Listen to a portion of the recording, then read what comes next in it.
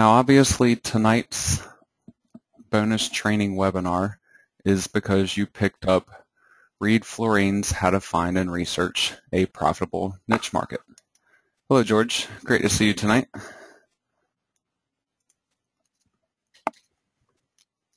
Now, this particular course, it's actually not designed for Amazon affiliates.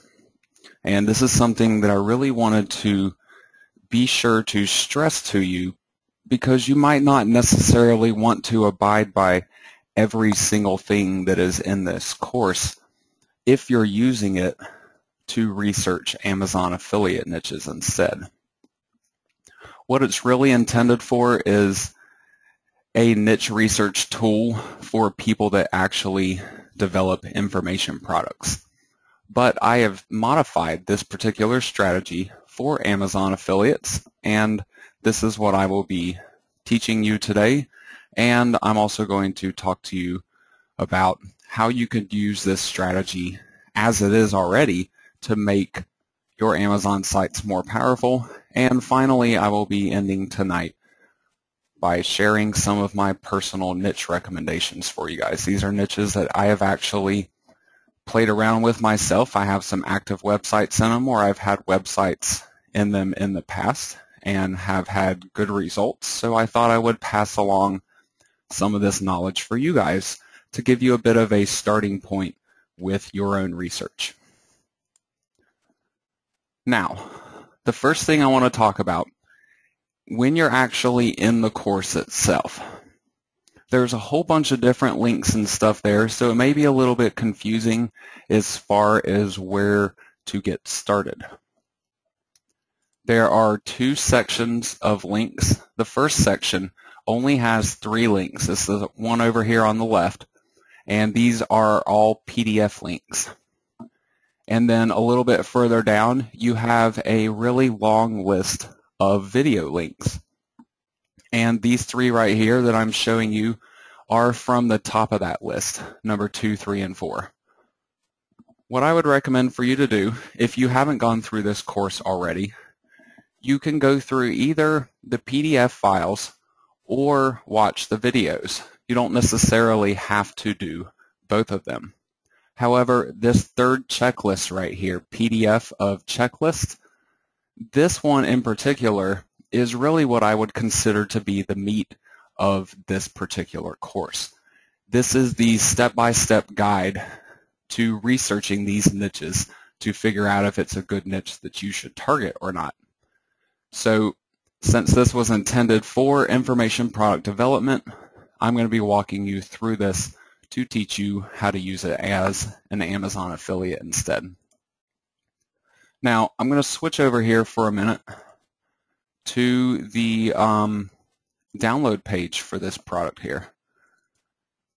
And as I scroll down, you see right here where it says Step 3, Access Your Purchase. These are the PDFs that I was talking about.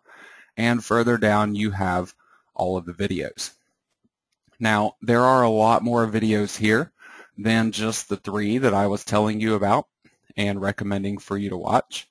The rest of these videos all cover a particular site that Reed has talked about in this particular course.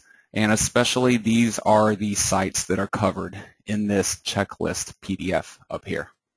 So if you have any question about how to use one of these particular sites, or you want to see exactly what Reed is doing when it comes to his research on these sites, that's what all these different videos are for. They're just brief tutorial types of videos to show you how those different sites work. But for the most part, what you're really going to be focusing on is this PDF checklist. So I'm going to be walking you guys through this tonight and showing you how you can use this as an Amazon affiliate. Now, that's okay, Stan. We're really kind of just getting started up here.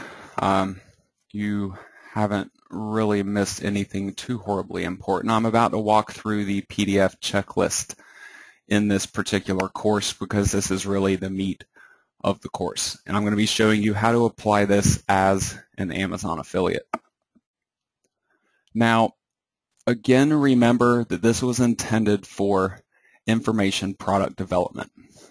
If you don't know what that means, people are out there researching different types of niches, and they'll create information products for them because these information products do not require a lot of work, and pretty much anybody can make them. It's as simple as writing an ebook. If you could write an essay paper back in high school, you could probably create an information product. Well, they will then take these information products, and instead of just giving them away or something, they'll actually try to sell them. And they're not just relying upon the traffic that they can directly generate themselves.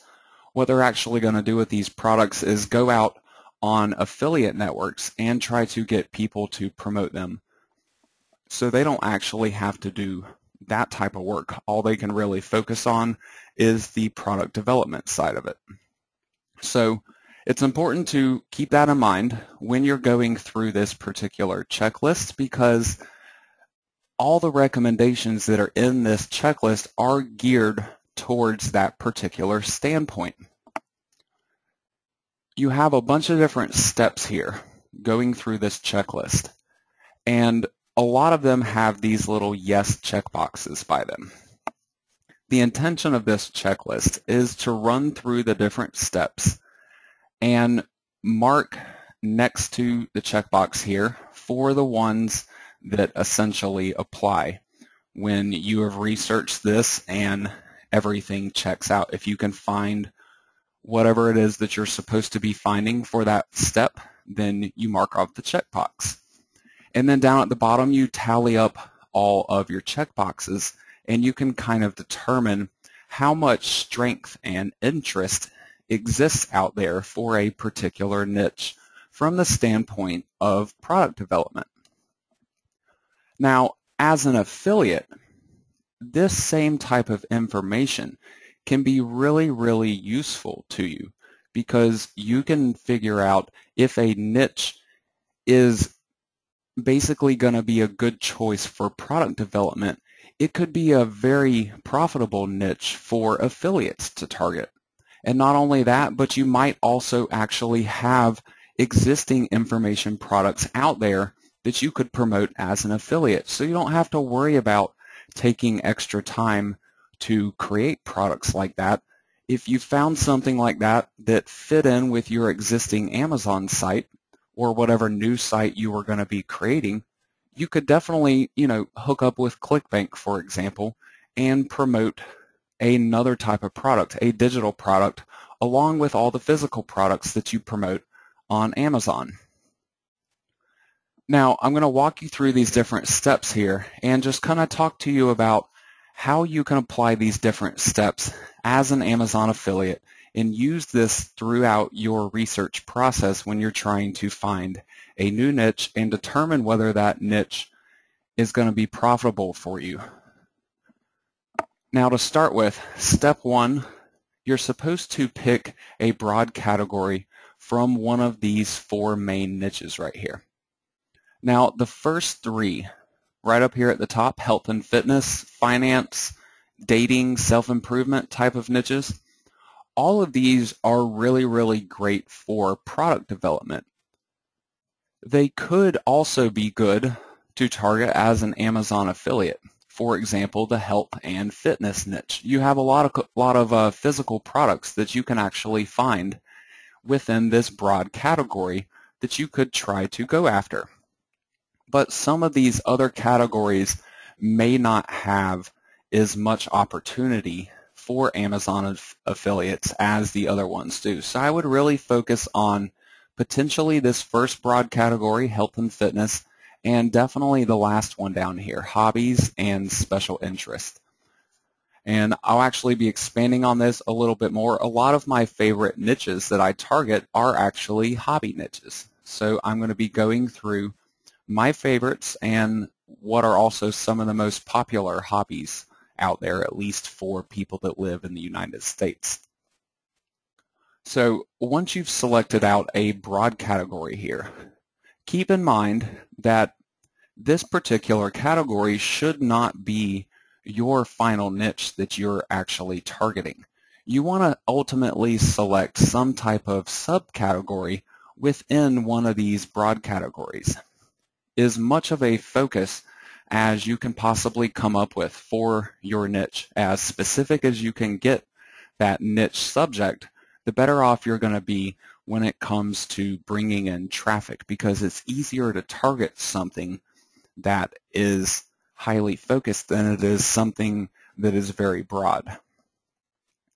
Now, the next step here, have you bought any products in these broad niches?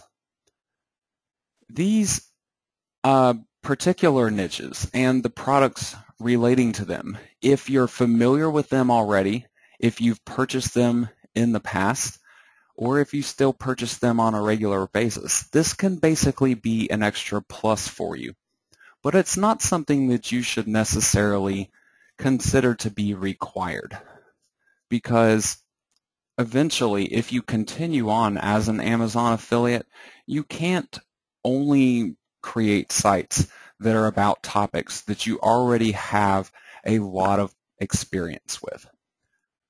For this particular step, though, when it comes to information product development, like what Reed is describing here, passion really helps when you're interested in that niche, because you're going to be focusing on that particular niche that you choose for a lot longer into the future and doing more continuous work on it. Whereas as an Amazon affiliate, you might only create the site in a period of a month or two and then move on to the next site. So you don't necessarily have to have as much passion for the subjects that you're targeting as an Amazon affiliate as you would a information product developer. Now, next up, step 3 is for Clickbank. Clickbank is nothing but digital products. These are all of the information products that are being created. So these products are products that you could target as an affiliate, but this is not necessarily something that you have to do.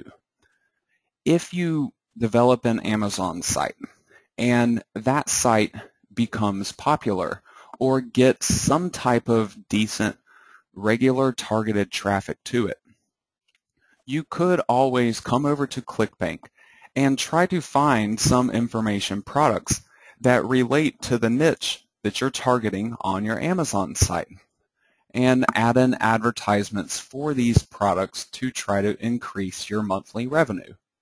Now, the great thing about Clickbank is that the commission percentages are really high. You're typically earning 50% or sometimes even more than that for every single sale that you're referring. However, it's not as easy to refer a sale on an information product as it is on a physical product. You kind of have to gear people up to purchase an information product, or you have to find the right type of people that are specifically looking for a solution to a particular problem. However, this is still something that can apply both with your existing Amazon sites and also when you're in the research phase. If you can find that people out there are developing information products in a niche, you don't necessarily have to target those products right away, but it can be good to know that they simply exist, that you could decide to promote them in the future. So then when you find out that your site is becoming popular, you could go back and try to add in some additional advertising to it. Now next up is step 4. This is Dummies.com. You've probably all heard of the Dummies line of books. They basically have Dummies books for pretty much any subject that people are interested in learning about, as long as it is some type of mainstream popular subject matter. They don't necessarily have something for every single tiny little niche that you might want to go after as an Amazon affiliate. But when you can find that a Dummies book exists, then that's an immediate indication that people are looking for information on that subject. Now, as an Amazon affiliate, you can take advantage of this type of situation, because when people are faced with having to pay to receive information, if you can provide either that same information or something similar to it, but essentially do it for free, you can attract a lot of people to your website that ordinarily would really not have any business being there. And then you can convert some of that traffic into perhaps purchasing other information products that you're promoting as an affiliate, or promoting actual Amazon affiliate products. Now, next up, for the next couple of steps really, step number 5, we have Google, and we're searching for advertisements, looking at the sites that are in the top 10 rankings, and whether they're selling info products and whether they have email lists. This is all geared towards figuring out how much interest there really is in this niche, especially from the standpoint of other marketers that are already out there trying to target these niches. Now, this can actually be a little bit contradictory to my normal research process that I go through for an Amazon affiliate site. I do want to find that there is an interest in my niche, and there needs to be, some type of competition out there, but I want it to be fairly low competition. Whereas with this information product, they're actually going for essentially the opposite of that, a higher competition situation, because they're not worrying about ranking a site on Google or trying to get traffic to their sites themselves, really. They depend on affiliates to do it for them. So when you come to these particular steps, what I would recommend to do is basically switch over to my research strategies when it comes to Google, and ensure that your niche is going to be a low competition niche, and find out that there is indeed search engine traffic for your keywords that you want to target, and make sure that there is room for you to wiggle your way in there. You don't want something that is super tight like they might be looking for with the information product development. The same thing really applies here for Bing as with Google. You don't want to find something that is horribly high competition, but you do want to perform research to find out what is out there and to make sure you can work your way in. Now, next up here we have Amazon for step number 7 and step number 8 as well. Step number 7 is searching for magazines, and step number 8 is searching for existing information products that are on Amazon, typically in the Kindle section. So these are going to be ebooks, but then they would also have some hard copy books there as well that might apply to that particular scenario. Now, this information can be good information to research for your Amazon affiliate sites, because you could target these products on your sites. However, make sure you then go and expand your research to the rest of Amazon and actually take a look at the various products that you could promote on that niche. So don't just limit yourself to what is being described in this course here. Make sure you go the extra mile and take a look at everything on Amazon. Figure out what you can promote, and things like the ebooks and the magazine sections, these can be used not only to find things that you can promote as an affiliate, but you can also use this just to find information that you might use in the content of your website. Now, next up here, starting with step number 9, we actually have a series of a lot of different sites that are really going to be informational based. Number 9 here is Wikipedia. Wikipedia, for example, you can typically find topics and pages dedicated to a whole bunch of different subjects here. So finding a Wikipedia page is a good indication that a lot of people are searching for information about that topic. But not only that, use the information that you find on Wikipedia as research for the content of your site. And the same thing is really going to apply here for a number of these additional steps. About.com, very similar. They actually have pretty much a bunch of different articles and different topics dedicated to various subjects and niches. So use this to find if there is an interest in your niche, but also use it for your research. One of my favorite things to do when I'm building Amazon sites is to create not only unique content, but content that is useful for the people that are visiting my site. Well, you have all of these different informational sources out there on the internet, and it can honestly be a little bit annoying having to go through 10 or 20 or 30 different sites to try to find all the information that you want to learn about a particular niche. So I will essentially try to create a large collaboration of useful information that's out there relating to my niche on my own website. So it gives people a single place that they can visit and find out all that information. But I'm not copying the content. I'm learning the content, and I'm then putting that content on my site in my own words and presenting it in my own way.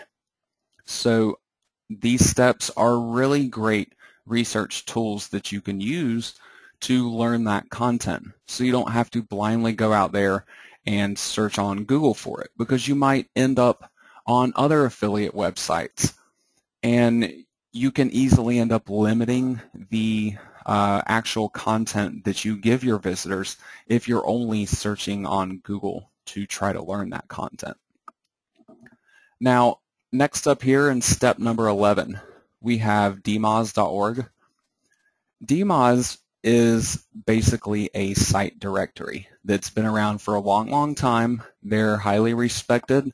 Their results are put into Google search results automatically. So finding a category or sites in this directory that are relating to your niche is a great indication that it is going to be a profitable niche for you. But again, use this more so as a research tool so you can actually find other websites that you could explore, see what they have to offer, and see how they're presenting that information to their site visitors. And ask yourself, how can I do a better job than what some of these other sites out there are doing? Because ultimately that's what you really need to do to not only attract traffic to your site, but to retain traffic on your site. A lot of people are more focused on just getting new traffic coming into their site all the time and hoping that people click on an affiliate link and complete a purchase. But when you can get people to actually like your site and want to return to it, you can grow your traffic over time instead of simply getting stuck depending on the new traffic that's coming into it every day.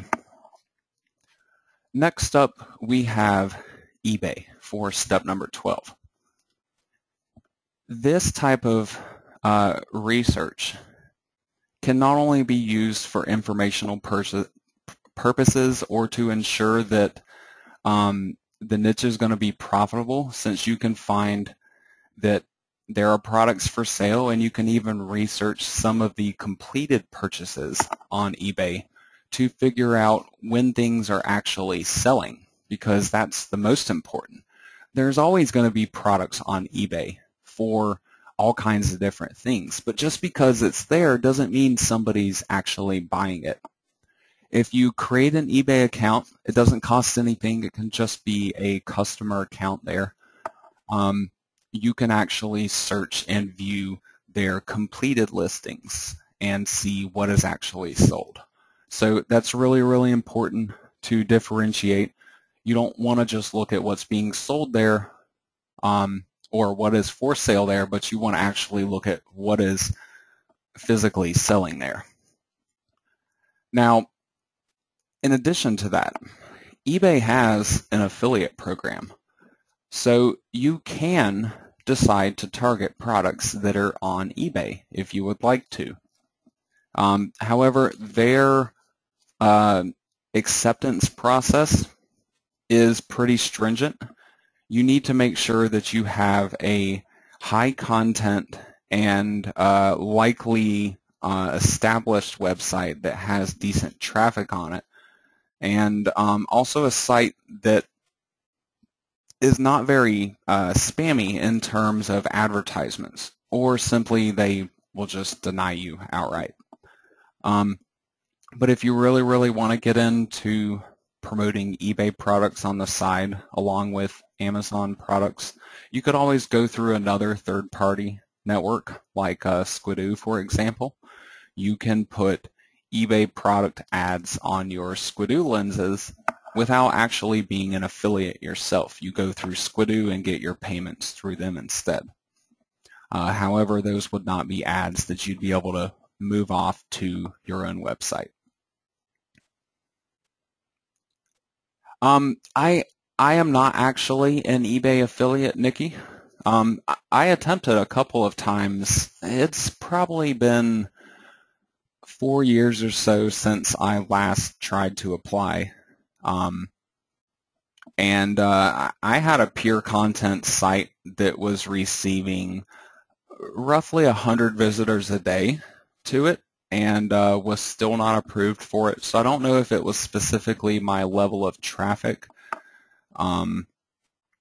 or perhaps, you know, another factor, something, they may only be looking for sites that are in particular niches potentially, because they want to know that type of information when you're applying. So it's possible that I may have just been denied because I applied with a variety of niche sites that simply aren't a match for what they want traffic for, because they're probably trying to boost sales on products that simply aren't selling on their network, or at least that's what I've kind of always assumed.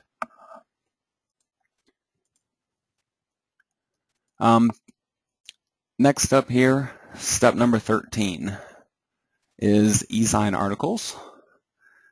This site is heavily used by marketers to post information about pretty much anything. So as long as you can find information on this site relating to your niche, then it's a pretty safe bet that other people think it is a good niche as well, and they're already trying to get traffic for it. Now, again, you want to find something here, but you don't want to feel like this is what everybody is trying to target. And on top of that, there's a lot of great information there that you can use on your own websites as long as you rehash that into your own words. Next up, we have YouTube. I'm a big fan of YouTube. I make a lot of videos myself and publish them, but I also use a lot of existing YouTube videos on sites of mine, especially if you can find more informational tutorial types of videos, especially if they're not connected to some type of internet business, or at least if they don't have advertisements inside of that video. They can be great videos to embed on your own website to make it more useful, and it really takes a minimal amount of work to pull something like this off. But then in addition to that, if you're actually searching for videos on YouTube, you can get a pretty good feeling again whether it's something that other marketers feel like is a good niche to target, because if they don't exist on YouTube, then chances are there aren't a lot of other people out there trying to target it, and there may not even be a lot of interest in that niche overall. Next up, we have Flippa. Flippa is a site where people sell their websites. So you can use this network to find out not only whether people are trying to sell sites within your particular niche, but whether they have actually been sold in the past.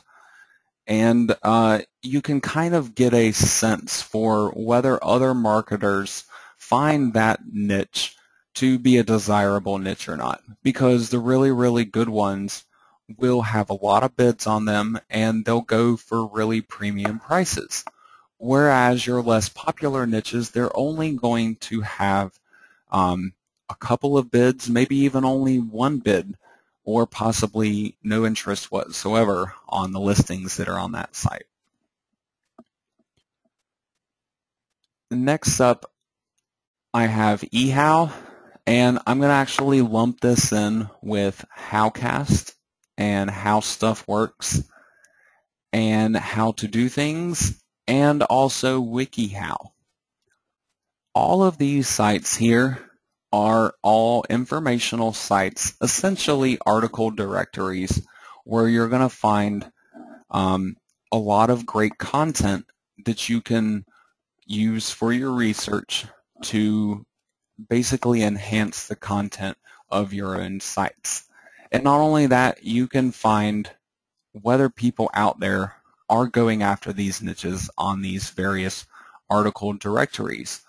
Some of these contain some pretty high quality content, and others maybe not so much. For the ones up the list, like ezinearticles, I think they've kind of gone downhill over the years, but some of these newer directories here really seem to have more of a higher level of content quality there. So these are great sources to use whenever you need to learn some additional information for your niche that you can present on your site, or even if you just need to do some general research in terms of what kind of information people are looking for, questions that they might be asking, things of that nature. Now next up, jumping down to step 21, is Google yet again, but it's telling you to search for forums for your particular niche. When you can find a forum relating to your niche, this tells you that people are passionate about it. And when you have people that are passionate about your niche, you kind of enter a different realm where they start to seek you out instead of you're always seeking them out. As long as you can give that person something to come back for, some type of fresh content on your site, new product reviews, anything of that nature, social media, fan pages, and things like that, you can retain customers much, much easier from a passionate niche. This is actually something that I'm going to be teaching a lot of people about pretty soon in my upcoming Amazon webinar series, where I go after passionate niches in a very particular way that helps to capitalize on all the possibilities that are out there. So this is a really, really good step.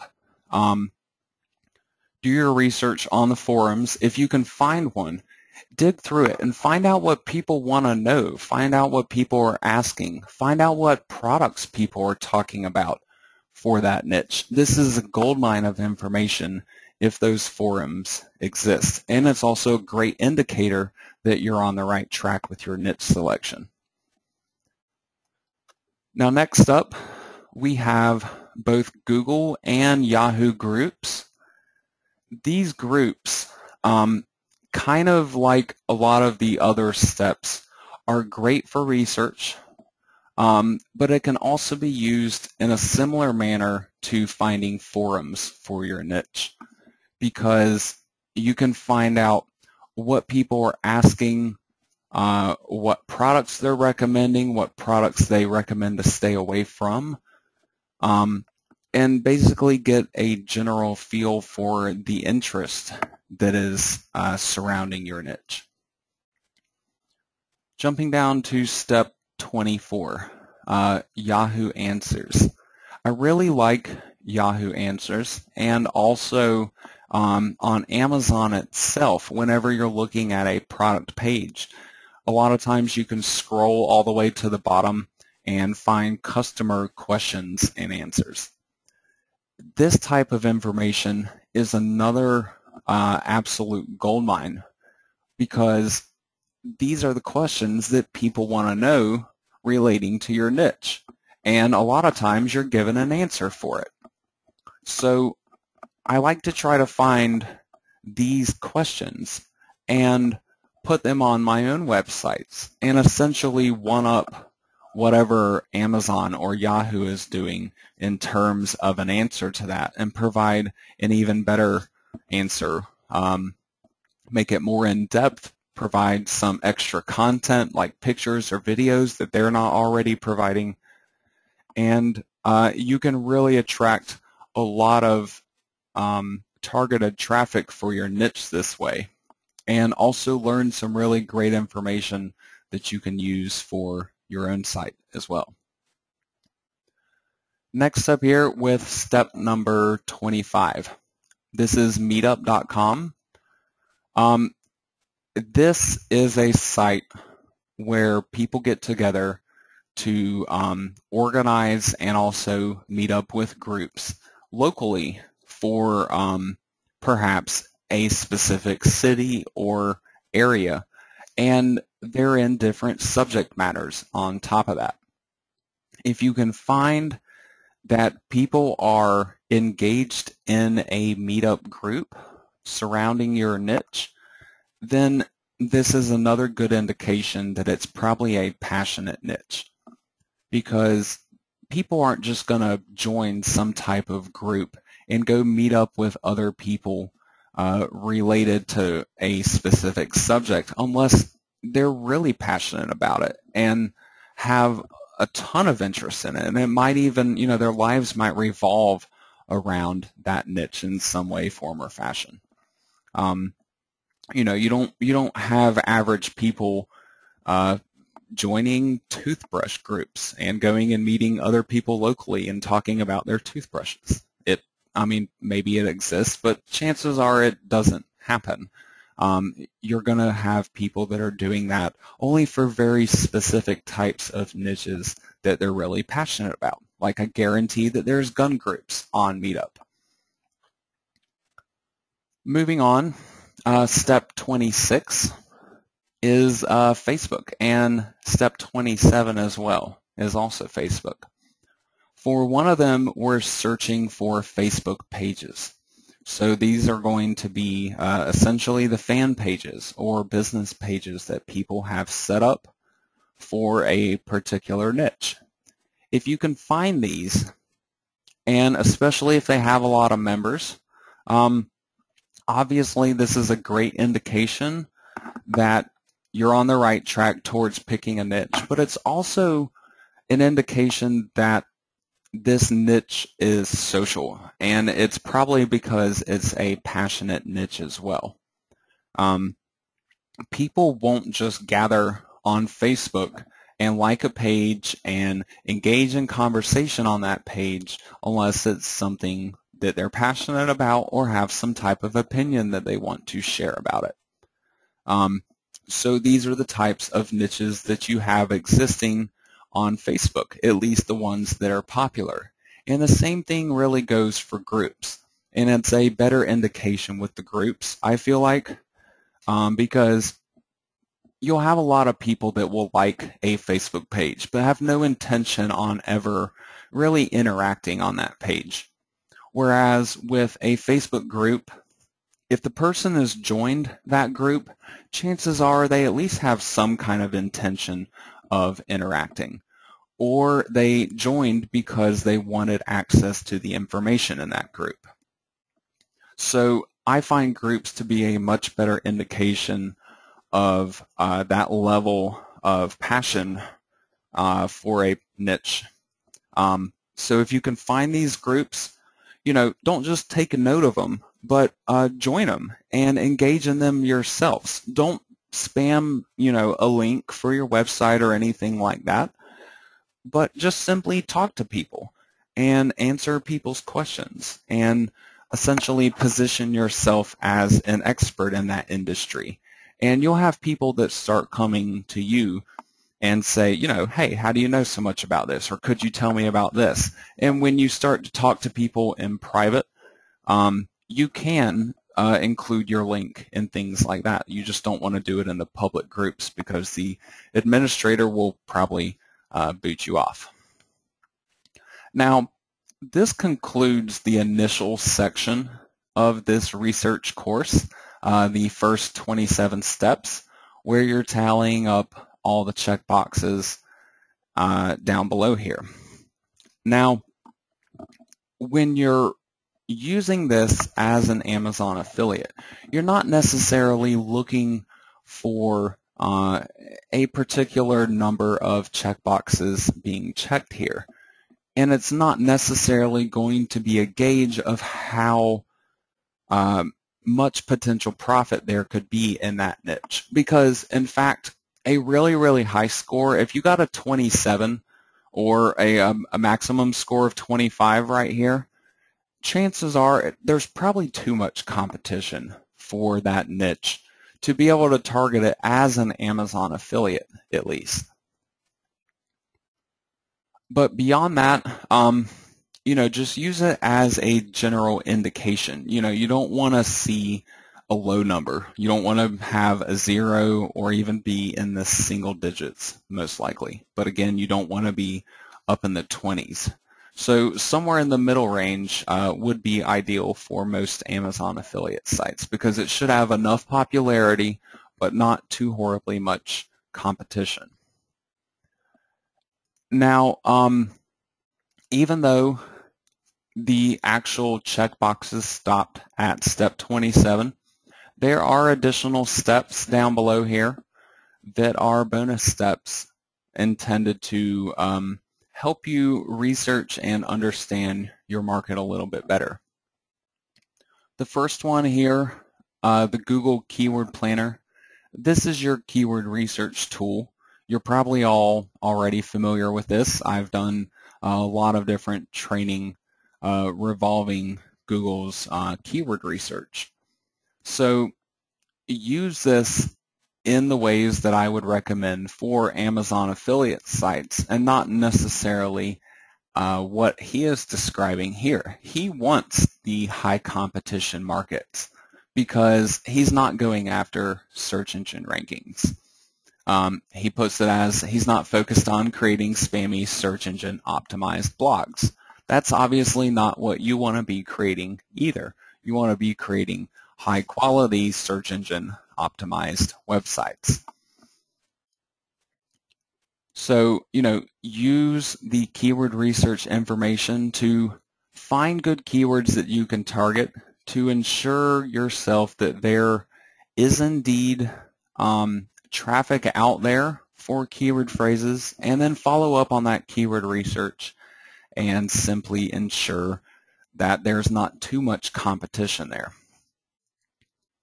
Now, next up in step 29, we're getting back to the magazines here. This is referring to magazines that we were researching on Amazon.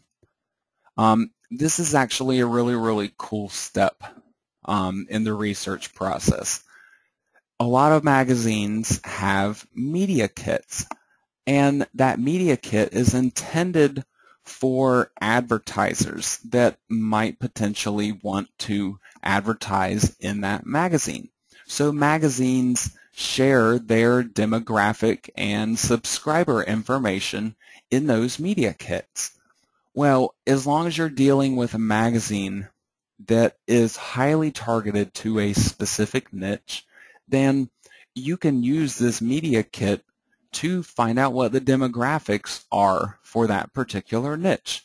Essentially describing your ideal customer, how old they are they male or female, what's their income level, what's their education level.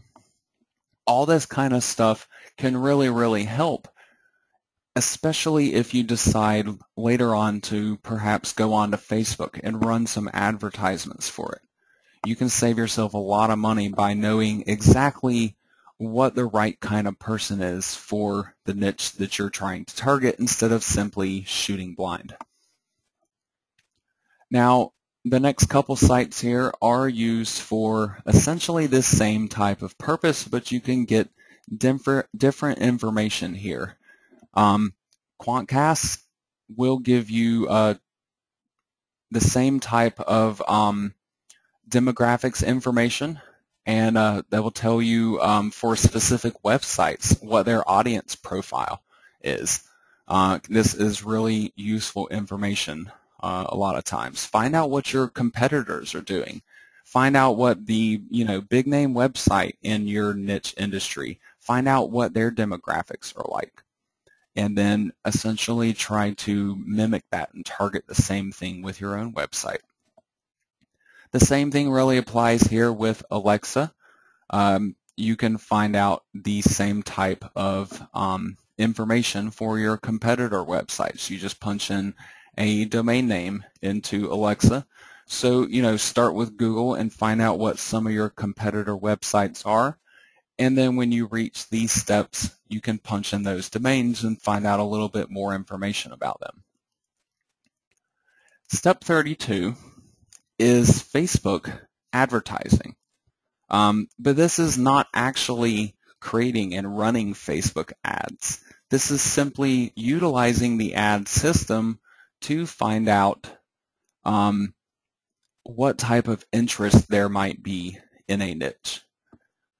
If you create an advertisement, you add different interests and categories and demographics and stuff to your advertisement, and Facebook will give you kind of an estimate as to how many people might be out there that you could potentially try to reach with this ad. And you can also find out how much it would cost you to run it. Before you're creating a website, this can be good information to have simply to keep in the back of your mind for later on. Because if your site becomes popular and you get some money in your pocket and you want to use that to help you expand the site a little bit more, Facebook advertising is a really great way to do that, especially if you're advertising a presence on Facebook for your website. So advertising like a Facebook fan page or perhaps a group where you're actually not just advertising something to people, but you're attracting that recurring contact with the people that are ideal for your website and the niche that you're targeting. Now, these last two steps here, the first one, help a reporter.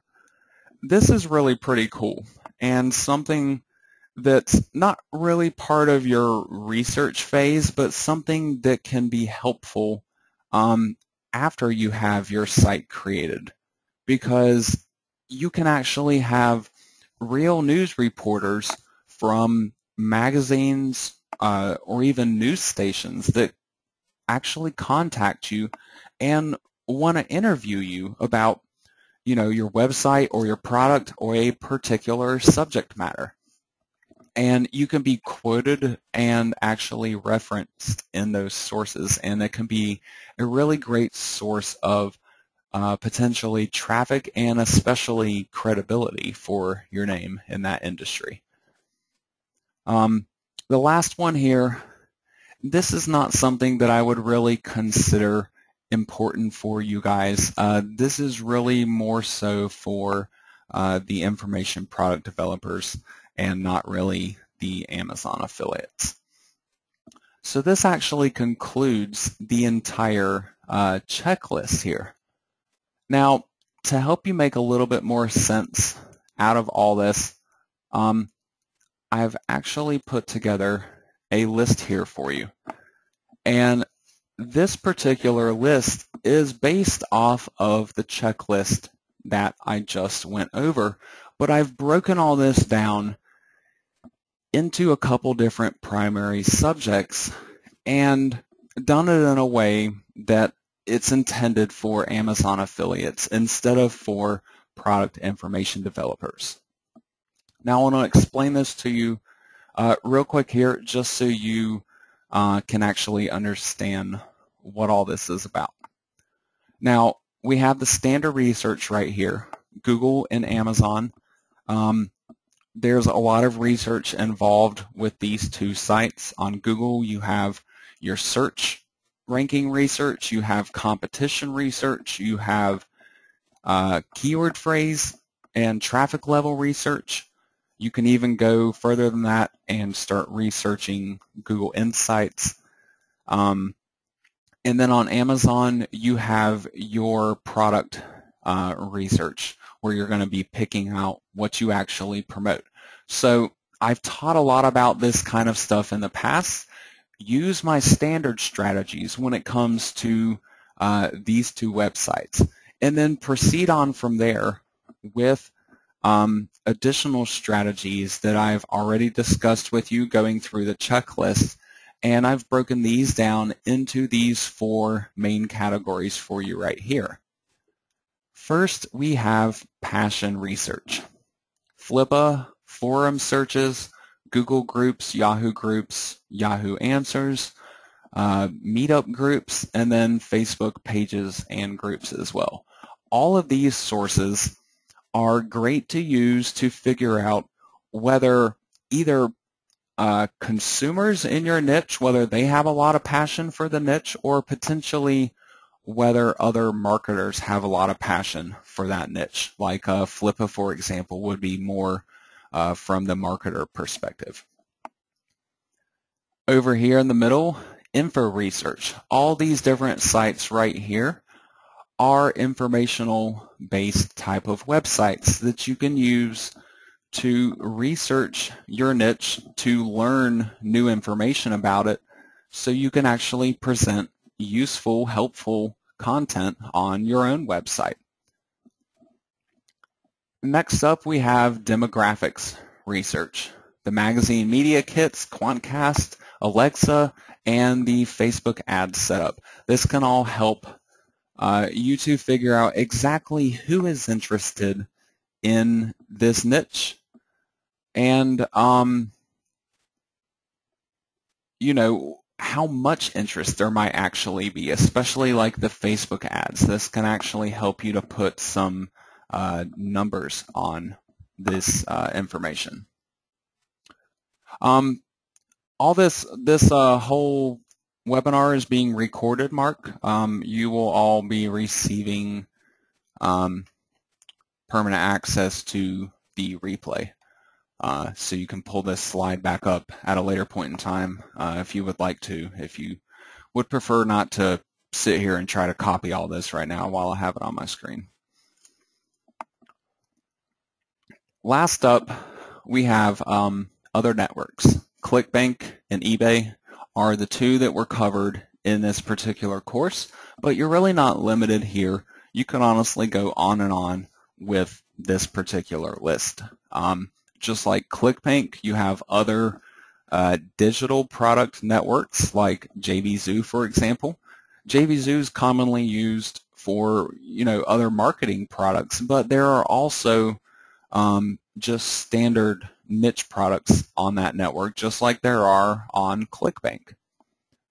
And then along with eBay, you have tons of different networks that allow you to promote physical products if you're looking for some additional research, or perhaps some additional networks, so you would maybe have more variety or be able to promote a product that perhaps isn't available on Amazon. Amazon has a lot of stuff, but they don't necessarily always have everything.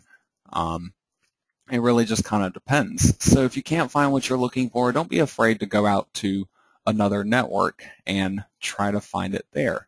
Because pretty much anything you're doing with Amazon in terms of research and building your websites and putting your advertisements on your sites, the same type of information applies really to any other network that's out there.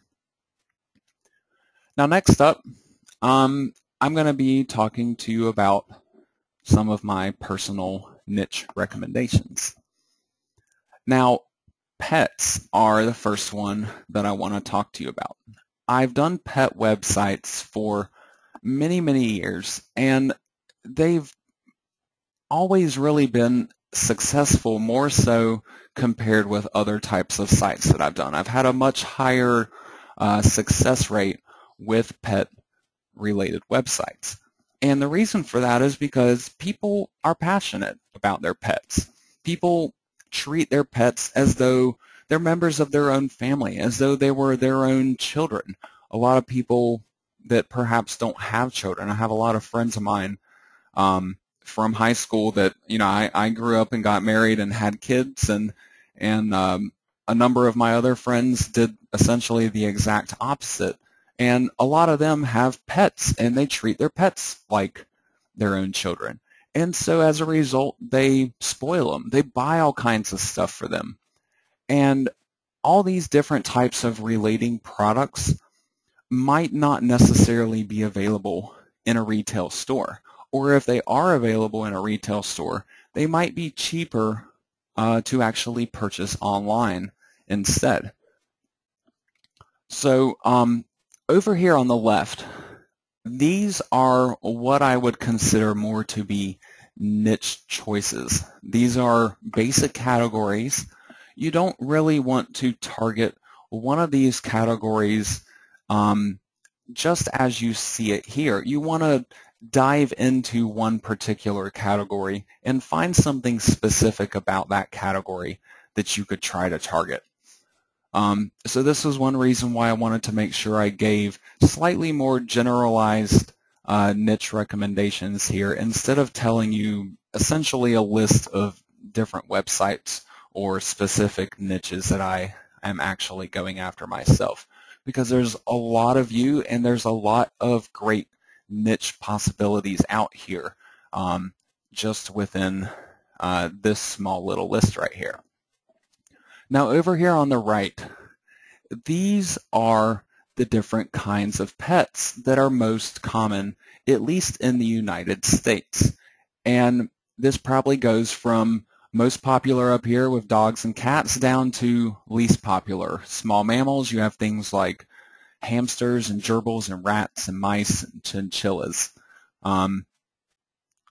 Any of these possible pets you can essentially combine with a niche over on the left here and try to target that. But again, go more specific with it. For example, you could target dog crates, but maybe not all dog crates because there's a lot of them. You could try to target a specialty purpose type of dog crate. And that would be what your entire Amazon site would be about. And obviously the products that you promote would be relating to that as well. Makes it a lot easier to bring in the traffic. People understand what your site is about. And it also makes it a lot easier to plan and actually complete the construction on the site because you're not dealing with a monumental task that is overwhelming you. You're dealing with a more finite amount of topics that you could possibly even talk about. Now next up here, I want to talk to you about some hobbies. Hobbies are one of my favorite, and along with the pets, I would also say one of my most successful general niche areas that I have gone into. Over here on the left, I have some of my favorite choices. Automobile customization products. There's a lot of people out there that like to customize their cars. And when you take it to a shop to try to do that, it can be downright expensive. But you can buy those products yourself. And as long as you have some type of mechanical skill or ability, you can do that kind of work on your own car. And there are a lot of people out there on the internet that are eagerly looking for products in a wide variety of different industries just within this one particular niche here alone. This is another niche that I'm actually going to be talking about in more specifics in my upcoming Amazon webinar series. And I've actually done some work both with affiliate websites and actually e-commerce websites in the past in this particular niche. I helped my brother start up an e-commerce business in this particular niche, and in less than a year, he sold off the entire business for $50,000. So I can tell you from my own personal experience, this one right here, awesome. And they're high-priced products too. So when you get people that are purchasing these products, you're getting great commissions. And a lot of times people will return and buy more and more because they're not happy from just doing one thing. They like to do, one project, and then when they finish that, they'll move on to another project for their car. So this is one of those passionate types of niches, and it's also a good niche, even just if you're ignoring the fact that the people that are involved in it are really passionate about what they're doing. Moving on, we have musical instruments and other types of relational accessories, because obviously a musical instrument is a pretty big investment a lot of times. These are higher priced products, and once you buy one, you may not necessarily buy another one again, or at least not within the foreseeable future. You do have your exceptions to this, people that like to, own 10 or 20 different guitars or something like that. But your average person will probably just buy one or maybe two instruments, and their most common, over time types of purchases will really be the other things, all the accessories that go along with it. Now, musical instruments and that kind of thing are pretty easy to find in retail stores. However, you can often find better prices online with these types of products. So do your research ahead of time. Make sure you're targeting something that people can get a better deal for online, perhaps. And, target that type of knowledge when you're building your own sites. Next up, we have fishing equipment. Fishing is one of the most popular hobbies in the United States, and honestly, it's kind of ingrained into a lot of people's DNAs because people have been fishing for thousands of years. People get really passionate about this sport as well. And there's a lot of equipment and lures and all kinds of other accessories that goes along with it. And they will continually buy these products into the future. It's not just a one-time initial investment and they fish with that same stuff for the rest of their lives. They're always buying new things. Another one is golf equipment. Golfers are the same type of way, very passionate about what they do. And they're typically always looking to make improvements to their game. And equipment a lot of times can help them to achieve that. So all of these are really great niches I've been involved with myself previously and would highly recommend them for you guys. And again, pick something specific within one of these niches. Don't just target golf in general. Target a particular type of player, or a beginners or more expert players. Target people that might be trying to improve their number of shots. Whatever the case may be, get very specific with it. So you're not just trying to do everything, and it'll make it a lot easier for people to find you, and also make it easier for you to research and build and even keep up with the site into the future. Now, other niches that are also hobbies that I have messed with in the past before, or still have websites in currently, that I would recommend to you guys. These are, in fact, I didn't just blindly pick these niches. These are actually, again, some of the most popular hobbies in the United States. And since I'm targeting Amazon.com products, I'm targeting the most popular hobbies in that country. Yes, there will be a replay mic. Sorry you missed most of it. I think I'm probably within minutes of completing here, but yes, there will be a replay recording sent out later this evening, probably around midnight or so. You'll receive an email with a link to that. So again, these are popular hobbies in the USA, and there's all kinds of products that revolve around these hobbies. Bowling, obviously you have the huge bowling ball. I wouldn't try to target bowling balls necessarily as an Amazon affiliate, even though they exist there. But you have all kinds of other accessories revolving around that sport. You have shoes, you have gloves, you have all kinds of different training that can revolve around pretty much any of these hobbies. So they're not only great Amazon affiliate niches, but any one of these that I've already listed, or even on the previous page for pets, you could potentially target any one of those hobbies or pet niches as an information product as well and have just as much success. Going through the rest of this list here, collecting, I'm referring to all different kinds of collecting. You have the basics like stamps and coins, but then you have people that collect pretty much anything under the sun. People collect antiques, people collect Coca-Cola memorabilia, M&M memorabilia. It really doesn't matter. There's a ton of different niches just summarized all by that one word right there. And these are really, really passionate people about what they do, and they eagerly buy up that kind of stuff.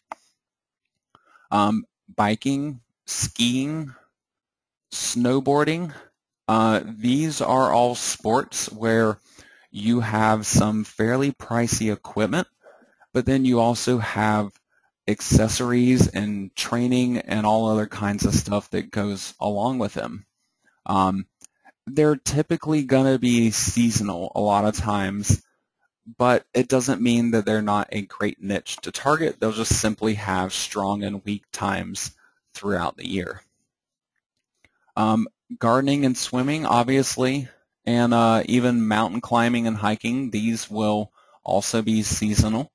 But gardening and swimming, these are more mainstream, and whether you might think about it, a lot of people are actually interested in hiking as well. A lot of people like to get outdoors and to get some exercise and to be in nature and to especially escape from perhaps the busy city life and just go hiking up into the mountains. Well, you know, there's a lot of equipment and things that people need to be able to actually do those types of hobbies.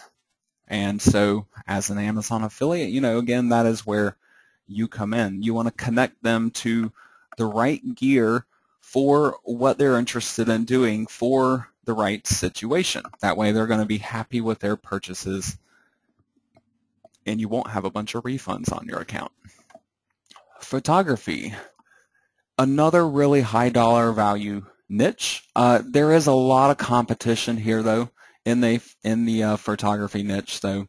So if you do decide to target this or even video games for that matter, make sure you're getting very, very specific. You want to not be targeting these general categories, especially above anything else that I've talked about here before, because there is a lot of competition here. Video games, you're more in a lower dollar value neighborhood here, and again, you have to have the right market and the right way to target it to really be able to do this successfully. But there is a lot of money here in this particular niche.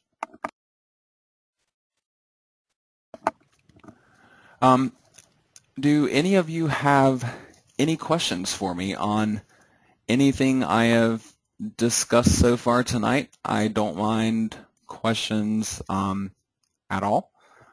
So I'd like to open the floor up for some open question and answers right now if you guys have anything that you would like to ask me. My intention with this particular training series is, let's see, I got a question here. Nikki, when you pick a niche based on your recommendations, do you typically recommend exact match domains? In the past, Nikki, I would have said yes.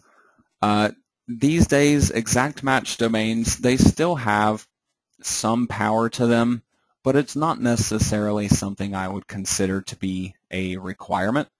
As long as you can attract traffic to your site. If you're going after search engine rankings, then that's quite okay, even if you don't have an exact match domain name. You just want to be careful about not going after something that has too much competition and the exact match domain name is already picked and might even be in use, for example. So in that regard, you can really pick any domain that you want. I would typically try to put some kind of relational keyword phrase in my domain if I'm not going for an exact match domain name. So, you know, if I'm targeting a particular type of musical instrument, let's say I'm building a site about guitar playing, but maybe not just guitars in general. Maybe I'm doing a site about like jazz guitar or something like that. Instead of just going for an exact match domain, I would try to make sure that at least the word jazz or possibly guitar or maybe even both were in the domain name somewhere, but then to have some other word to go along with that domain name. So it's not actually an exact match domain. It's really easy to find those domains because you can get creative and put whatever words you want to along with the actual keywords, but not have to worry about, you know, finding one that's available.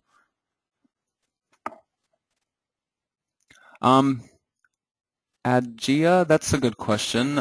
Do I outsource content for subjects that I don't know much about? I actually don't outsource anything, and really never have for the Amazon sites that I build, or really for anything I do as a marketer. For all the products that I develop, everything is 100% me. And when it comes to building Amazon sites and writing content about subjects that I don't know much or possibly anything about, because I've done a lot of those before, that's what I feel like a lot of the research sources that we were talking about before that were listed in Reed's course, those can be really, really helpful because you can use those not just to research whether it's a good niche to go after, but you can also be learning about the subject at the same time. So then when it comes to creating the content for your own website, you don't have to go back out there and learn again, basically. You can just kind of take the information from all of your initial research. There is a way to buy bulk domains, Shaheen. Are you talking about like with getting a really, really good discount on a bulk domain purchase, or just an easy way to buy a lot of domains at once, perhaps? Because like on GoDaddy, you can go there and order, you know, a lot of domains all at one time, and they will give you some discounts as far as that goes, but you're not going to get like major discounts. If you're looking for something like that, I probably wouldn't have a good recommendation for you because it's not something I really have a lot of experience with.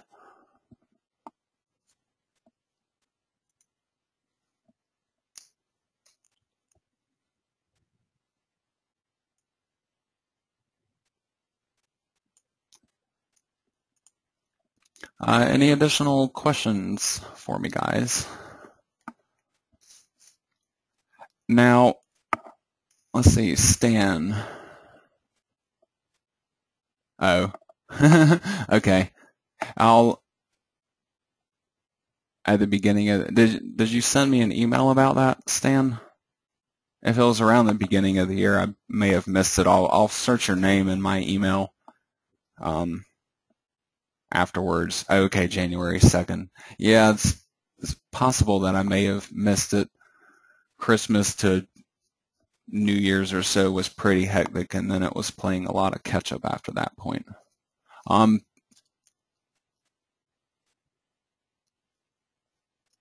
Yeah, I'll definitely check into that for you and look for that. Creating video games. That sounds pretty cool. Oh, grandson's birthday. Congratulations. I remember being younger and wanting to create my own video games.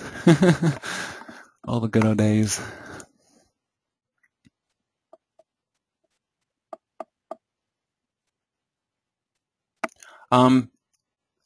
Let's see, Zuli is asking, how would I know what niche ranks the highest, or do I have to go to my favorite niche? I would like the shortest way possible. The shortest way possible would probably be to go for something that you already know. That way you don't have to learn, about the subject to actually be able to write about it in a way that's going to be useful for people that are visiting your website. So if you're looking for the quickest way possible, definitely go for something that you know instead of trying to go for, the most popular thing out there. A lot of times going for the most popular thing out there can actually do more harm than good because everybody probably knows that it's the most popular thing, and as a result you have a lot more people trying to go for those popular things, especially when it comes to affiliate marketing. So at least in that regard, don't worry about whether it's ranking the highest or not, just as long as it is showing indication that that it's a popular niche, that there's interest in it, and that you can actually work your way into the search rankings for it. That's a good point too, Stan. Shortest way possible would be to buy a site at auction.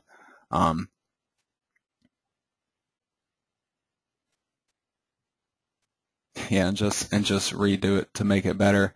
You have to be careful about the sites that are being sold at auction, though. The really, really cheap ones on Flippa, if they're right around the $100, maybe $200 neighborhood, chances are they're probably not unique content. It's probably just a site that somebody generated with the click of a button, and then they go over to Flippa and they'll list 100 of those sites up for sale and sell them for $100 a pop or something like that. Definitely avoid that kind of site.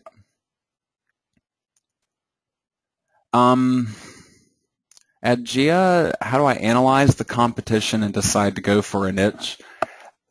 That's a little bit of an in-depth topic for me, I guess, because I have a number of different things that I like to do to analyze my competition and actually decide to go for a niche. One of the easiest things that you can do, though, to analyze the competition, go to Google, and whatever your keyword phrase is going to be that you're trying to target, put the word all in title, no spaces, ALLINTITLE, and then a colon, and then enclose your keyword phrase after that in double quote marks. And what that's actually going to give you when you search for that on Google is it's going to tell you how many other pages on the internet that Google has indexed, how many of them are using that particular phrase in the title of their page, which is generally a decent indication as to how many different sites are actually trying to get a ranking for the keyword phrase that you're trying to go after.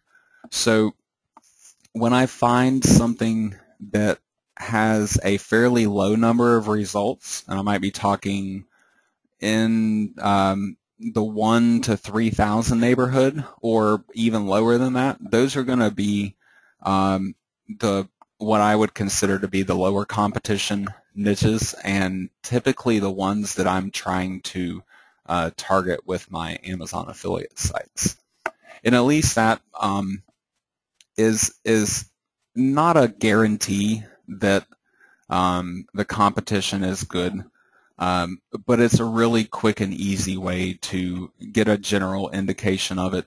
I would still recommend going through the different sites that are in the top 10 and just ask yourself, how much content does this site have relating to the subject that I want to target? And then also ask yourself, can I provide better content than that and potentially more content than what they are offering? Because you might need those things to beat them in the search rankings, and also to get people to like your site better than the competition sites.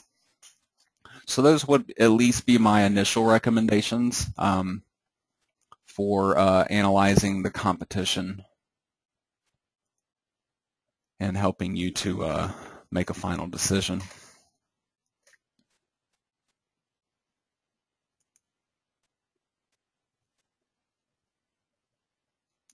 Any additional questions for me tonight, guys? You're quite welcome, Paulette. I'm glad you enjoyed it.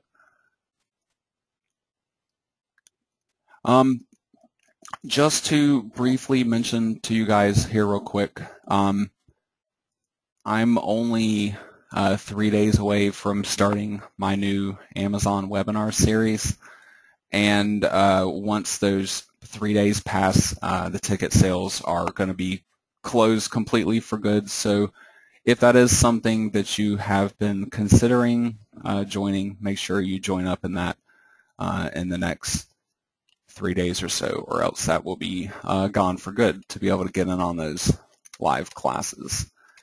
And in case you have not already heard about that, I at least thought I would provide you with the link here in the chat box so you can take a look at that. You're quite welcome, Stan. Glad to see you here tonight, and thank you for your continued support as well. I really appreciate it. If there are no additional questions for me, guys, I will go ahead and call it a night here. But if you do have something you would like to ask, please feel free to go ahead and type that into the chat box for me. I don't mind prolonging my webinars to sit around and answer questions for you guys. Thank you, John. I will see you in the new series next week. Thank you, Bernard. Great to see you again. You're welcome, Shaheen.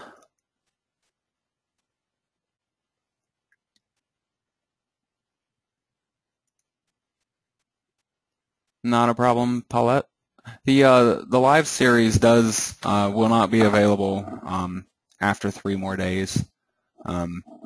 There may eventually be a home study course for it, which would not be until at least July. But I can't completely guarantee that I'll release that or not. I've been debating not making home study courses available for my webinar series. You're welcome, Bruno. I'll be seeing you in a couple days again here. Great to see all of you guys tonight. I hope you all enjoyed tonight's training and found it to be useful, and I really appreciate you picking up a copy of Reed's course through my link as well. Hope all of you have a wonderful night, and again, the recording for this will be sent out to you in an email from GoToWebinar a little later this evening, guys. Thanks again. Thank you, Ajia. You're quite welcome. Hope all of you guys have a great night, and thanks for watching.